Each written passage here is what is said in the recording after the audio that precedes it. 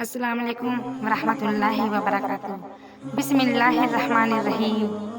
قرأت کی 7 سنتیں۔ نمبر 1 تعوذ یعنی اعوذ باللہ پڑھنا۔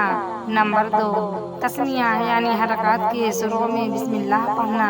نمبر 3 چپکے سے آمین کہنا۔ نمبر 4 فجر اور ظہر میں طوال مفصل یعنی سورہ حجرات سے سورہ بروج تک، عصر و عشاء میں اوساط مفصل یعنی سورہ بروج سے سورہ لم یکن تک، اور مغرب میں قصار مفصل یعنی سورہ لم یکن سے سورہ ناس تک کی صورتوں میں سے کوئی سورہ پڑھنا۔ نمبر 5 فجر کی پہلی رکعت کو طویل کرنا۔ نمبر 6 ثنا، تعوذ، تسمیہ اور آمین کو آہستہ کہنا۔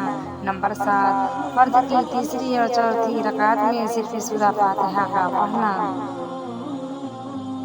رکوع کی 8 سنتیں۔ نمبر 1 رکوع کی تکبیر کہنا۔ نمبر 2 رکوع میں دونوں ہاتھوں سے گھٹنوں کو پکڑنا۔ نمبر 3 گھٹنوں کو پکڑنے میں انگلیوں کو کشادہ رکھنا۔ نمبر 4 پیٹھ کو بچھا دینا۔ نمبر 5 کنڈلیوں کو سیدھا رکھنا۔ نمبر 6 سر اور سرین کو برابر رکھنا۔ نمبر 7 رکوع میں 3 بار سبحان ربی العظیم پڑھنا۔ نمبر 8 رکوع سے اٹھنے میں امام کو سمیع اللہ لمن حمدہ بآواز بلند کہنا، اور مقتدی کو ربنا لک الحمد اور منفرد کو دونوں کہنا آہستہ سے، اور رکوع کے بعد اطمینان سے سیدھا کھڑا ہونا۔ سجدہ کی 12 سنتیں۔ نمبر 1 سجدہ میں جاتے وقت تکبیر کہنا۔ نمبر 2 سجدہ میں پہلے دونوں گھٹنوں کو رکھنا۔ نمبر 3 پھر دونوں ہاتھوں کو رکھنا۔ نمبر 4 پھر ناک رکھنا۔ نمبر 5 پھر پیشانی رکھنا۔ نمبر 6 سجدہ میں سر دونوں ہاتھوں کے درمیان رکھنا۔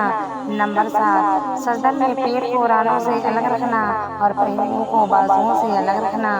نمبر 8 کہنیوں کو زمین سے الگ رکھنا۔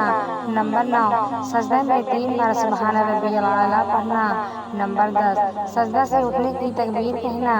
نمبر 11 سجدہ سے اٹھنے میں پہلے پیشانی، پھر ناک، پھر ہاتھوں کو، پھر گھٹنوں کو اٹھانا۔ نمبر 12 دونوں سجدوں کے درمیان اطمینان سے بیٹھنا۔